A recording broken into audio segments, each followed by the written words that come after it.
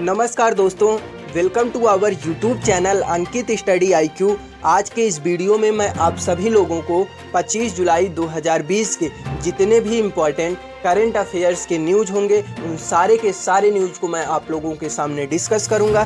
तो इसलिए वीडियो को अंत तक ज़रूर देखिए, क्योंकि सारे के सारे न्यूज़ सभी गवर्नमेंट एग्जाम के लिए बेहद ही खास है। तो आइए शुरू करते हैं आज के पहले मोस्ट इम्पॉर्टेंट न्यूज़ के साथ। अभी हाल ही में उत्तर प्रदेश सरकार सभी जिलों में कोविड-19 के लिए स्वपरीक्षण प्रणाली शुरू करने जा रही है, ताकि कोई भी जाकर खुद का परीक्षण करवा सके। 23 जुलाई 2020 को लगभग 55,000 कोविड परीक्षण किए गए, जो आज तक राज्य में सबसे अधिक है, और इसका उद्देश्य प्रतिदिन 1 लाख परीक्षणों को बढ़ाना है। अगला न्यूज़ है, अभी हाल ही में भारतीय नौसेना ने केरल के एझिमाला में स्थित भारतीय नौसेना अकादमी में 3 मेगावाट का सौर ऊर्जा संयंत्र लगाया है। यह वर्ष 2022 तक 100 गीगावाट सौर ऊर्जा प्राप्त करने के लिए राष्ट्रीय सौर मिशन की सरकार की पहल के अनुरूप है। अगला न्यूज़ है, अभी हाल ही में गुजरात में शिक्षा विभाग ने राज्य के स्व वित्त पोषित स्कूलों में मानक कक्षा 3 से 12 तक पढ़ने वाले सभी छात्रों को ऑनलाइन शिक्षा प्रदान करने का निर्णय लिया है। शिक्षा गुजराती और अंग्रेजी दोनों माध्यमों में प्रदान की जाएगी, जो निःशुल्क होगी। यह फैसला तब हुआ जब स्व वित्त पोषित स्कूलों ने फीस संबंधी चिंताओं को लेकर ऑनलाइन शिक्षा बंद करने का फैसला किया। अगला न्यूज़ है, अभी हाल ही में पर्यावरण मंत्री प्रकाश जावड़ेकर ने 23 जुलाई 2020 को दिल्ली के इंदिरा पर्यावरण भवन में राष्ट्रीय ट्रांजिट पास प्रणाली का प्रायोगिक रूप से लोकार्पण किया। राष्ट्रीय पास प्रणाली वन उपज के निर्बाध आवागमन को बढ़ाती है। अगला न्यूज़ है, अभी हाल ही में रक्षा मंत्रालय ने भारतीय सेना में महिला अधिकारियों को स्थायी कमीशन यानी कि PC देने के लिए औपचारिक सरकारी मंजूरी पत्र जारी किया है। इसमें महिला अधिकारियों को संगठन में बड़ी भूमिका निभाने के लिए सशक्त बनाने का मार्ग प्रशस्त होगा। यह आदेश भारतीय सेना की सभी 10 क्षेत्रों में शार्ट सर्विस कमीशन यानी कि SSC महिला अधिकारियों को PC के अनुदान को निर्दिष्ट करता है। अगला न्यूज़ है, अभी हाल ही में JEE उम्मीदवारों को एक बड़ी राहत देते हुए सरकार ने NIT और केंद्र द्वारा वित्त पोषित तकनीकी संस्थानों में प्रवेश के लिए पात्रता मानदंड में ढील देने का फैसला किया है। जिन उम्मीदवारों ने JEE मेंस 2020 परीक्षा उत्तीर्ण की है, उन्हें अब केवल 12वीं की परीक्षा में उत्तीर्ण प्रमाण पत्र प्राप्त करना होगा। अगला न्यूज़ है, अभी हाल ही में मानव संसाधन विकास मंत्रालय ने अपने भारत में अध्ययन कार्यक्रम के तहत पहली बार इंडियन स्कोलास्टिक असेसमेंट टेस्ट 2020 का आयोजन किया।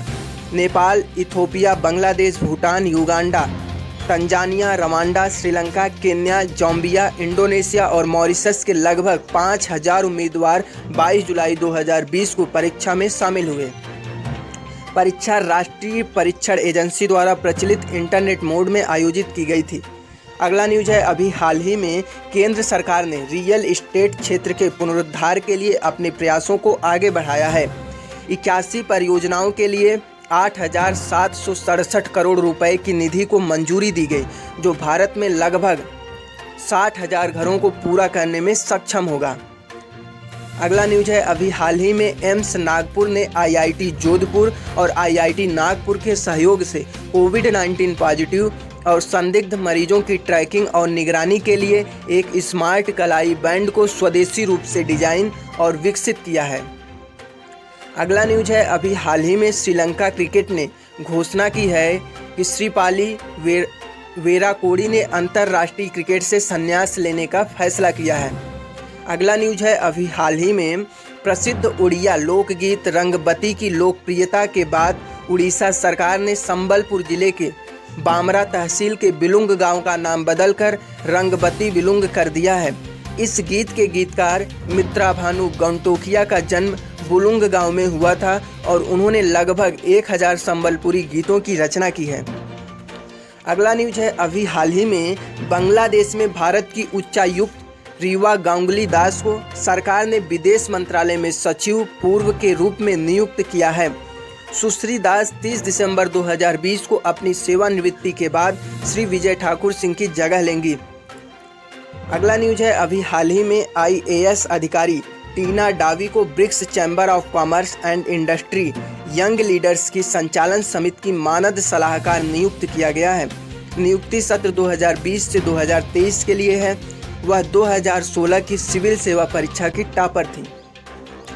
अगला न्यूज है, अभी हाल ही में institute of forest genetics and tree breeding Coimbatore में पुरस्कार विजेता वैज्ञानिक को नेशनल अवार्ड फॉर एक्सीलेंस से सम्मानित किया गया।